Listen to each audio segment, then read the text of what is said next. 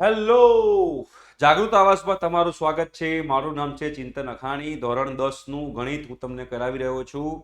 એક કન્સેપ્ટ, એક દાખલો આપણે એનસીઆરટી નો કરી રહ્યા છીએ, જેના કારણે તમને લોકોને બેઝિક મેથ્સ હોય કે સ્ટાન્ડર્ડ મેથ્સ હોય, તમને લોકોને ધોરણ 10માં ગણિતમાં કોઈ તકલીફ પડવી જોઈએ નહીં. અને યસ, આખા આગળના તમારે બેટા લેક્ચર્સ જોવા હોય તો ડિસ્ક્રિપ્શન બોક્સમાં પ્લેલિસ્ટની લિંક છે, એમાંથી તમે આગળના લેક્ચર્સ જોઈ શકો છો. અને સાથે સાથે તમારે જો અમારી વેબસાઇટ પરથી મટીરિયલ લેવું હોય ફ્રી ઓફ કોસ્ટ, ડિસ્ક્રિપ્શન બોક્સમાં વેબસાઇટની પણ લિંક છે, ત્યાંથી તમે લોકો વેબસાઇટમાંથી પણ તમે લોકો મટીરિયલ લઈ શકો છો. બરોબર. હવે ગયા લેક્ચરમાં આપણે બેટા વિવેચક જોઈ લીધો, બીજોના સ્વરૂપ જોઈ લીધા કે બે ભિન્ન વાસ્તવિક બીજો ક્યારે મળે, બે સમાન વાસ્તવિક બીજો ક્યારે મળે અને વાસ્તવિક બીજો ક્યારે ન મળે. તો વિવેચકનું મૂલ્ય શૂન્ય કરતાં મોટું હોય તો બે ભિન્ન વાસ્તવિક બીજો મળશે. વિવેચકનું મૂલ્ય જો શું હોય, શૂન્ય હોય તો બે સમાન વાસ્તવિક બીજો મળે, અને જો વિવેચકનું મૂલ્ય 0 કરતાં નાનું હોય તો વાસ્તવિક બીજો ન મળે. હા, આપણે આટલી વસ્તુઓ જે છે એ જોઈ લીધેલી છે, રાઈટ?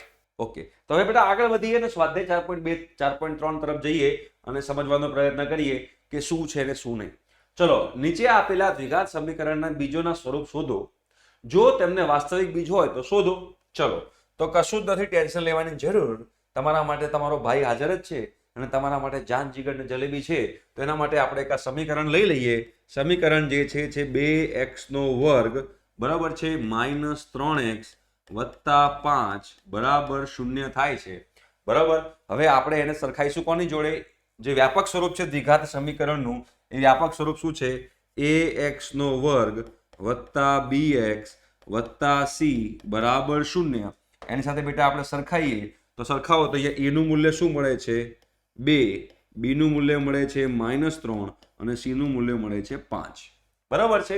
હવે આટલું આપણને મળી જાય છે બેટા. તો હવે પેલા વિવેચક શોધી કાઢીએ. તો વિવેચકને બેટા ડેલ્ટા પણ કહેવાય છે. શું કહેવાય છે? વિવેચકના સિમ્બોલ ડેલ્ટા પણ છે. બરાબર, ડેલ્ટા પણ કહેવાય. એટલે એ છે b² - 4ac. તો b² - 4ac કરો તો b નો વર્ગ -3 નો વર્ગ 9 થાય, -4 a 2 છે અને c 5 છે. જો બરાબર, એ જોઈ લીધું. b નો વર્ગ 9. ઓકે, ચાલો. તો 9 - 4 દુ 8 × 40. 9 - 40 એટલે -31. બેટા વિવેચકનું મૂલ્ય ઋણ આવ્યું, અને વિવેચકનું મૂલ્ય ઋણ આવે છે તેનો મતલબ એવો થાય છે કે અહીંયા વાસ્તવિક બીજ મળે નહીં. તો તમે અહીંયા લખી શકો બેટા કે વાસ્તવિક બીજો મળશે નહીં.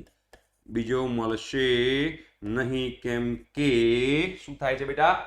જે વિવેચક છે, વિવેચકનું મૂલ્ય ઋણ છે એટલે. બરાબર. નેક્સ્ટ આપણે એક્ઝામ્પલ તરફ જઈએ. શું છે બીજા નંબરનું એક્ઝામ્પલ? જુઓ, તમને લોકોને ખબર પડે. બીજા નંબરનું એક્ઝામ્પલ છે 3x² - 4 √ 3x + 4 બરાબર 0. હવે અગેન આપણે એને જે દ્વિઘાત સમીકરણનું વ્યાપક સ્વરૂપ છે એની જોડે સરખાઈએ તો ax² + bx + c બરાબર 0 જે છે એ વ્યાપક સ્વરૂપ આ છે.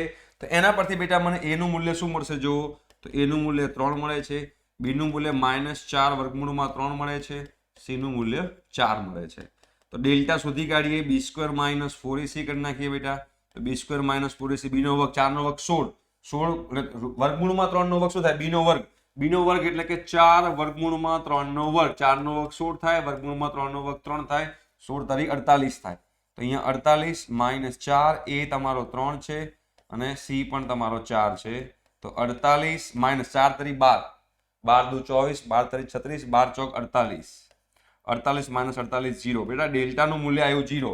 મતલબ કે વિવેચકનું મૂલ્ય 0 આવે તો બે સમાન વાસ્તવિક બીજ મળે. શું મળશે બેટા? બે સમાન વાસ્તવિક બીજો મળે.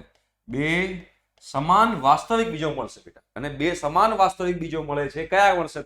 તો એ કયા મળશે? તો સિમ્પલ જ છે, x બરાબર -b/2a. કેમ કે તમે જોશો તો પેલું b² - 4ac એકચ્યુઅલી સમીકરણ શું છે?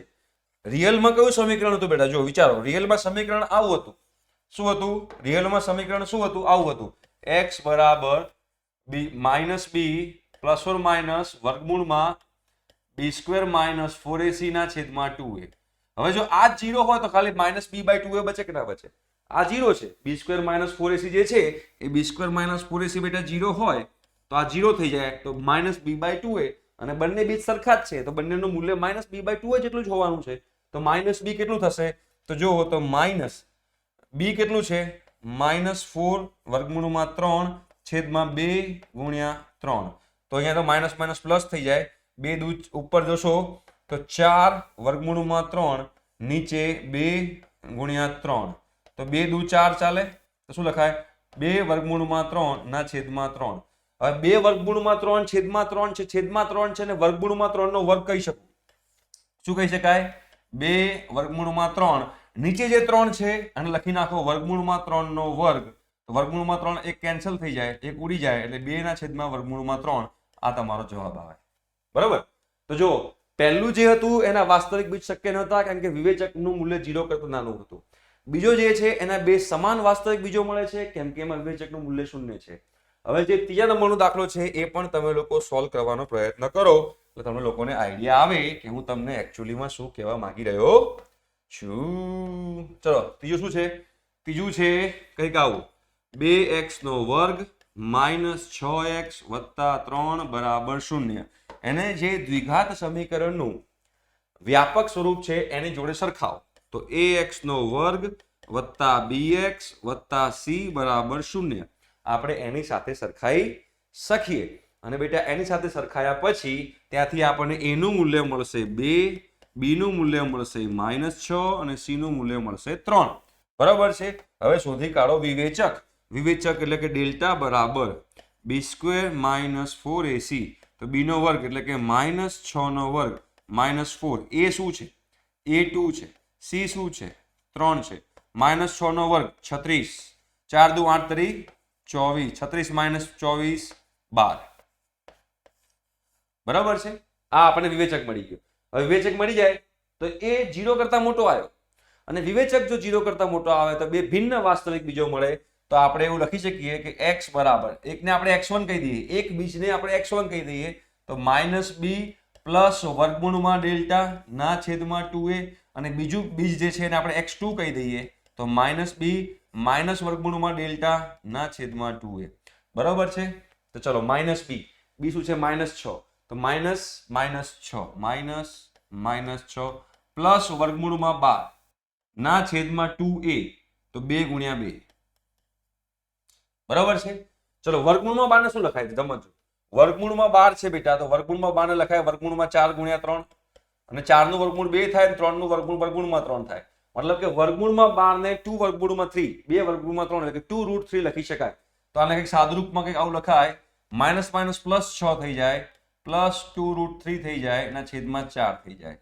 જો બધાને 2 વડે ભગાય છેદમાંથી પણ 2 છે, 4 છે ને ઉપર 6 છે તો ઉપરથી 2 સામાન્ય કાઢું તો નીચેથી 2 ઉડી જાય. તો ઉપરથી 2 સામાન્ય કાઢું શું બચે? 3 + વર્ગમૂળમાં 3 ના છેદમાં 2 આવું બચે. ઉપરથી 2 સામાન્ય કાઢ્યો, ઉપરથી 2 સામાન્ય કાઢું તો 6 માંથી 2 નીકળે તો 3 બચે. 2 વર્ગમૂળમાં 3 છે એમાંથી 2 સામાન્ય કાઢું તો વર્ગમૂળમાં 3 નીકળે. એ આખો 2 સામાન્ય નીકળ્યો તો નીચે 4 છે એમાંથી પણ 2 નીકાળું તો 2 ઉપર નીચેથી ઉડી જાય તો નીચે પણ 2 વધે. તો એક આ વધ્યું, એક આ બીજ આવ્યું તો બીજું બીજ સેમ ટુ સેમ હોય ખાલી પ્લસ ની જગ્યાએ માઇનસ હોય એટલે કે 3 - વર્ગમૂળમાં 3 ના છેદમાં 2 આવું આવે. આ બીજું બીજ થઈ ગયું કહેવાય.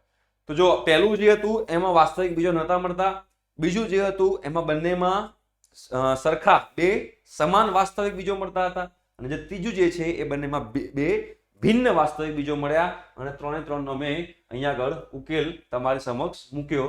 તમને લોકોને આઈડિયા આવ્યો હશે. બરોબર છે?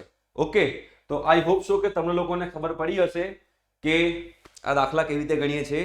બાકીના જે 4 દાખલા છે એ બાકીના 4 દાખલા માટે આપણે અગેન નેક્સ્ટ લેક્ચરમાં આવીશું અને નેક્સ્ટ લેક્ચરમાં આપણે દ્વિઘાત સમીકરણ જે છે એ પૂર્ણ જાહેર કરીશું. ઠીક છે? તો તમારે આવવાનું છે નેક્સ્ટ લેક્ચરમાં. Okay, bye bye.